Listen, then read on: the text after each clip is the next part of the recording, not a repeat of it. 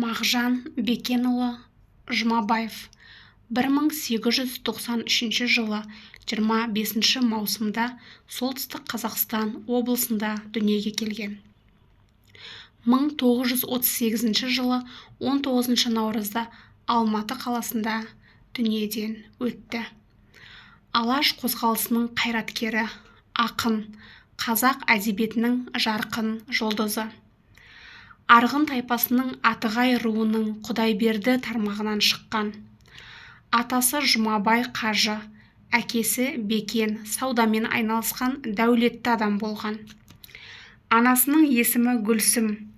Мағжан ауыл молдасынан сауат ашып, 1905-10 жылдары Қызылжардағы мешіт жанында белгілі татар зиялысы, мұсылман халықтарының азаттығы жолында күрескен Бегишевтің ұйымдастыруымен ашылған медреседе оқыды. Медреседе Бекишевтен шығыс халықтарының тарихынан дәріс алды.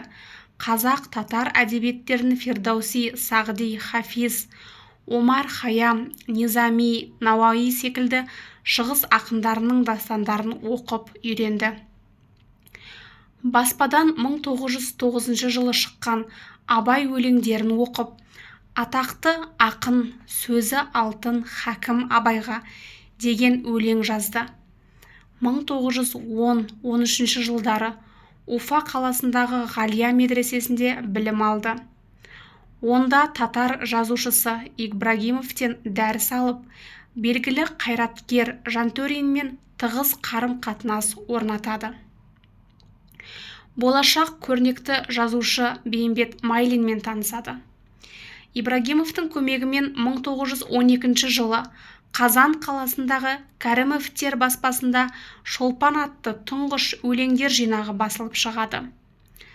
Садақ журналын шығаруға қатысады. Оған өзінің өлеңдерін жариялайды.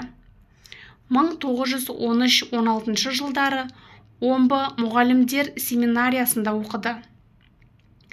Бірлік ұйымы жұмысына белсене араласып, Балапан қолжазба журналын шығаруға қатысады.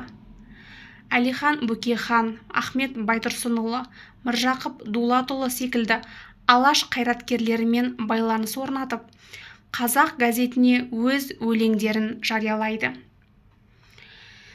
1917 жылы ақпан төңкерісінен кейін қалыптасқан саяси жағдайға сай қоғамдық өмірге белсене араласып, Ақмола облыстық қазақ съезін өткізуді ұйымдастырушылардың қатарында болды. Мәскеу қаласында өткен бүкіл ресейлік мұсылман съезіне қатысты.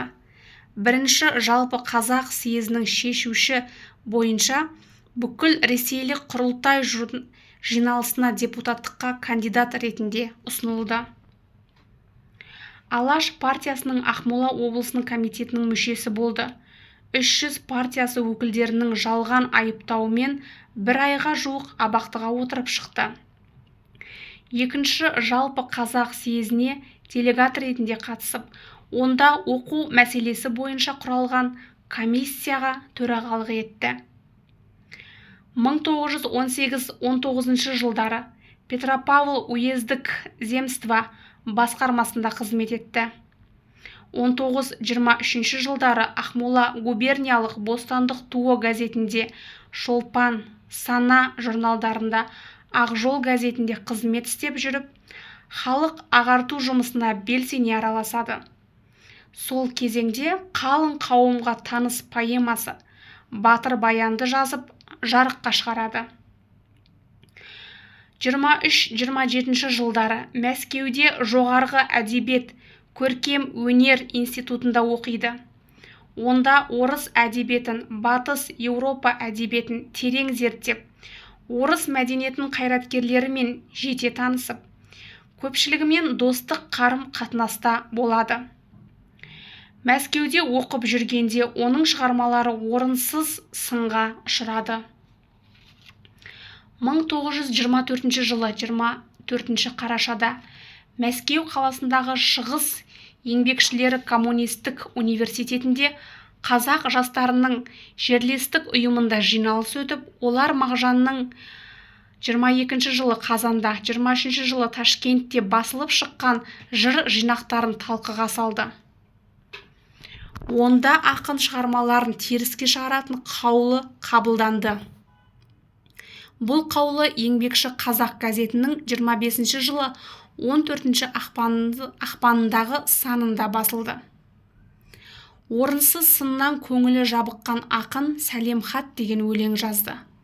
Ол Тілші газетінде жарияланды. Еңбекші Қазақ газетінің 1924 жылы 19 желтоқсанда санында Мұқановтың «Сәлем хат» жазған азамат Мағжан Жұмабаевқа деген ескертпемен «Сәлемге сәлем» деген жауап өлең басылды.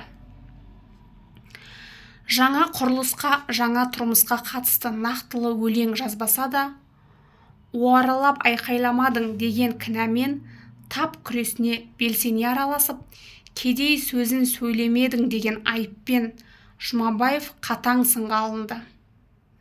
Мағжан 27-29 жылы Бурабайда, одан соң Қызылжарда оқытушылық қызметтер атқарады. 1929 жылы Жұмабаев «Алқа» атты жасырын ұйым құрғаны үшін деген айыптаулармен Мәскеудегі Бутырка түрмесіне қамалып 10 жыл айдауға кесіледі. 1936 жылы Максим Горький мен Пешкованың араласуымен бостандық алып Қазақстанға қайтады. Ақын тұңғыш өлеңнен бастап әлеуметтік тақырыпқа ден қойып, ағартушылық, ұлт азаттық, демократияшылық бағытты ұстанды. Абай поэзиясының өшпес маңызын бірден танып, оны хакім деп атады. Ұлы ақынның 1000 жыл жұтса дәмі кетпес сөзін жаңа жағдайда ілгері дамытты. Батыс пен шығыстың рухани қазынасын сабақтастыру негізінде қазақ поэзиясын тақырып, түр мен мазмұн жағынан байытты. Жұмабай ұлы ел ішіндегі әлеуметтік мәселелерді көтерді. Ләззат қайда, жазғы таң, өнер білім қайтсе табылар.